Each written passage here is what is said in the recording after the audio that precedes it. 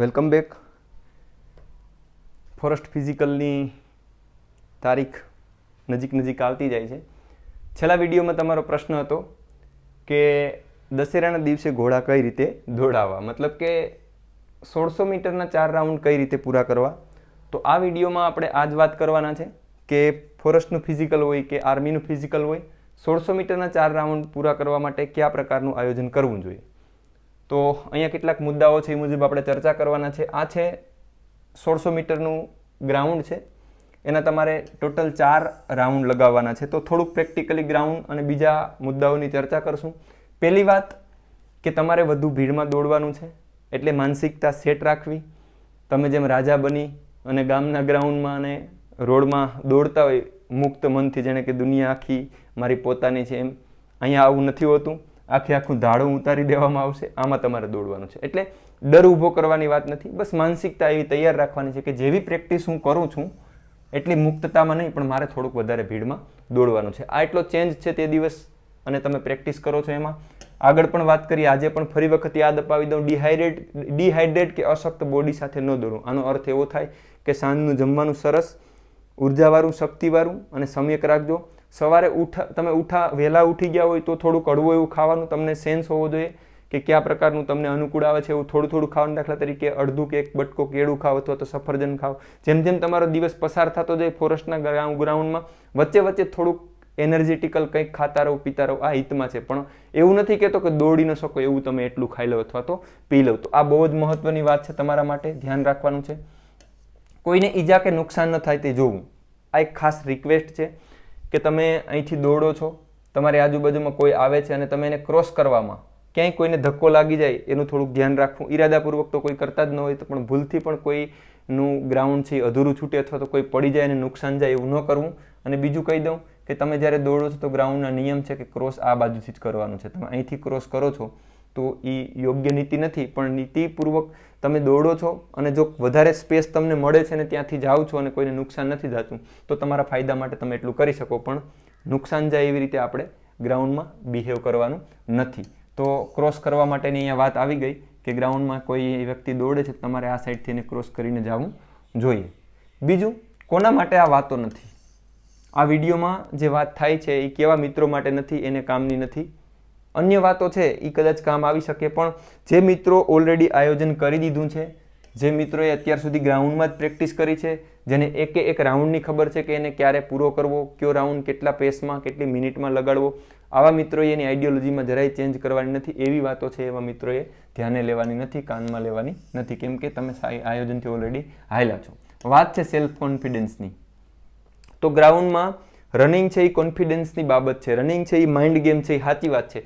પણ પ્રેક્ટિસ કરી હોય તો આપણે ધોયેલ મુરાની જેમ ગયા હોય તો આપણો 100 ગણો કોન્ફિડન્સ પણ ક્યાં કામ આવતો નથી, કેમ કે અંદર પગ પડે ને પેલો રાઉન્ડ પૂરો થાય ને ત્યાં ધબોઈ નમઃ કરીને પડી ગયા હોય. પણ જો તમારી પ્રેક્ટિસ છે, તમે થોડી જે પ્રેક્ટિસ કરી છે, આ પ્રેક્ટિસ છે એ તમારો સેલ્ફ કોન્ફિડન્સ બને છે. તો તમારા કોન્ફિડન્સને બિલ્ડ કરી લો કે તમારે દોડવાનું છે અને આ 400 મીટરના 4 રાઉન્ડ છે એ સારી રીતે તમે પૂરા કરવાના છે, એવો કોન્ફિડન્સ છે એ બિલ્ડ કરીને રાખવો. હવે તમારી પ્રેક્ટિસ મુજબ ગ્રાઉન્ડમાં દોડવું. ઉદાહરણ તરીકે તમે જે પ્રકારે પ્રેક્ટિસ કરી છે, તમારી પ્રેક્ટિસ વેલ ડિઝાઇન કરેલી હતી, તો એ જ મુજબ તમારે ગ્રાઉન્ડમાં દોડવું જોઈએ. ગ્રાઉન્ડમાં જઈ અને બહુ મોટા મેજર ચેન્જ કરવાના નથી.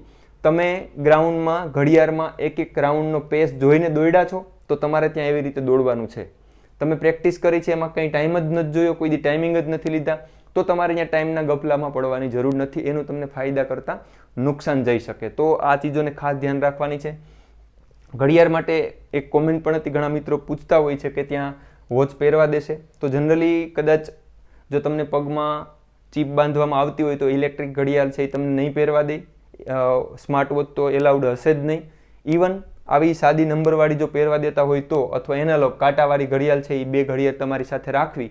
પ્રેક્ટિસમાં તમે ઉપયોગમાં લેતા હોય તોની વાત છે. તમે પ્રેક્ટિસમાં જ આવું કંઈ કર્યું નથી અને તમારી નીડ નથી તો આ વાત છે તમને લાગુ પડતી નથી. તો સાથે લઈ જવાની, પૂછી લેવાનું, પરમિશન આપતા હોય તો તમે એને પહેરી શકો, ઉપયોગ કરી શકો. તો તમારી પ્રેક્ટિસ મુજબ તમારે ગ્રાઉન્ડમાં દોડવાનું છે. કોઈ નવું આયોજન ગ્રાઉન્ડના દિવસે નથી કરવાનું કે હાલો હું કંઈક નવી સહાયકારી યોજના ઘડી લઉં અને પાસ થઈ જાઉં, તો આવું નહીં કરવાનું. પ્રેક્ટિસ છે એ મુજબ તમારે ગ્રાઉન્ડમાં પરફોર્મન્સ કરવાનું છે. પ્રેક્ટિસ વખતે ગ્રાઉન્ડ કે રોડ. હવે તમે ઘણી વખત એવું લાગે છે, અમારે જ નજીકમાં એવું કોઈ ગ્રાઉન્ડ નથી કે હું પોતે પણ 400 મીટરના ટ્રેક ઉપર દોડવા જાઉં, તો હું પણ જનરલી રોડ ઉપર રનિંગ કરતો હોય. તો ઓલમોસ્ટ બધાની સ્થિતિ આવી છે કે બધા સીધા ગ્રાઉન્ડને બદલે રોડમાં જ દોડે છે. તો આનાથી એટલો મોટો ફરક નહીં પડે, ફરક પડે પણ એ ચિંતાજનક નથી. તો ચિંતા છોડવી, તમારી પ્રેક્ટિસ છે, તમે સારી એવી પ્રેક્ટિસ કરી, તમારા પગમાં દમ છે, તો રાઉન્ડ કે સીધાનો એટલો ફરક પડતો નથી. તો જે મિત્રોને ગ્રાઉન્ડની પ્રેક્ટિસ નથી એને બહુ કંઈ ચિંતા કરવાની જરૂર નથી. તમે જે પ્રેક્ટિસ કરી છે એના ઉપર તમારે કોન્ફિડન્સ રાખી અને 4 ચક્કર લગાવી દેવાના છે. પ્રેક્ટિસ ઉપર એટ ધ એન્ડ તમારે ભરોસો રાખવાનો છે. હવે પ્રેક્ટિસ તમે સમય મુજબ કરેલ છે કે કેમ? તમે જ્યારે પ્રેક્ટિસ કરતા હતા ત્યારે તમે સીધો 400 રાઉન્ડ 400 મીટર માપેલું છે, સીધું 1600 મીટર માપેલ છે, તમે ટાઈમિંગ્સ લીધેલા છે કે કેમ? આ વાતને પણ તમારે ખ્યાલમાં રાખવાની છે. પ્રેક્ટિસ કરતી વખતે તમે દોડતા હોય અને તમે ક્યારેય ટાઈમિંગ જ ન લીધા હોય છતાંય તમારું સરસ રનિંગ હોય કે એકાદ વખત તમે ટાઈમિંગ લીધું ને 5:30માં તમે આવતા હતા, તો આ ચીજ મહત્ત્વની છે કે જ્યારે તમે પ્રેક્ટિસ કરો છો, પ્રેક્ટિસ વખતે તમે જે પ્રમાણે ટાઈમના પેરામીટર્સ માપેલા છે એ જ પ્રમાણે તમારે ટાઈમના પેરામીટર્સ અહીંયા જોવાના છે. પ્રેક્ટિસમાં તમે ક્યારેય આનો ઉપયોગ કરેલ નથી તો તમારે એના ઉપર જવાનું નથી. શક્ય હોય તો અને પ્રેક્ટિસ હોય તો બધા રાઉન્ડ સરખા લગાવવા. હવે જો તમારી આગળ આઈડિયોલોજી તૈયાર છે તો તમારે બધા રાઉન્ડ સરખા લગાવવાના છે. સરખાનો મતલબ કે 1:30ની પેસ છે એનાથી તમારે દોડવાનું છે. 1 મિનિટ અને 30 સેકન્ડમાં તમારો એક રાઉન્ડ પૂરો થાય તો તમે એકદમ ટાઈમ ઉપર ઊભા રહો. પણ આપણે આનાથી થોડુંક નીચે હાલવું પડે એની તમને જાણ છે. તો શક્ય હોય તમારી પ્રેક્ટિસ એ મુજબની હોય તો સરખા રાઉન્ડથી તમે તમારા રનિંગને પૂરું કરો એ ઈચ્છનીય છે. સ્લાઇડલી છેલ્લે અંતમાં અથવા તો છેલ્લો રાઉન્ડ છે એ સ્પીડમાં હોય તો તમારું કામ થઈ જાય. તો શક્ય હોય ને પ્રેક્ટિસ હોય તો તમારે બધા સરખા રાઉન્ડ દોડવાના છે. પણ સારી પ્રેક્ટિસ હોય તો એની આઈડિયોલોજી થોડીક અલગ હોઈ શકે. બીજાની પેસની જાણ ન થાય એટલે વ્યક્તિગત દોડવું બહુ મહત્વની વાત છે. ઉદાહરણ તરીકે કેટલા બધી વ્યક્તિઓ છે, હું રેસમાં દોડતો હોઉં ક્યારેક, ઉદાહરણ તરીકે 5 કિલોમીટરની રેસમાં હું ઉતરો, 1 2 3 4 5 6 અને 7 વ્યક્તિઓ ટોટલ છે. તો 5-7 રાઉન્ડ પૂરા થાય એટલે મને ખબર પડી જાય કે આ 3 રનર છે એ સારા છે અને એ 3માંથી કોણ મારા કરતાં કેટલો સારો છે, કોણ મારા કરતાં કેટલો નબળો છે, આ બધી અંદાજ આવી જાય. કેમ કે ત્યાં સંખ્યા ઓછી છે.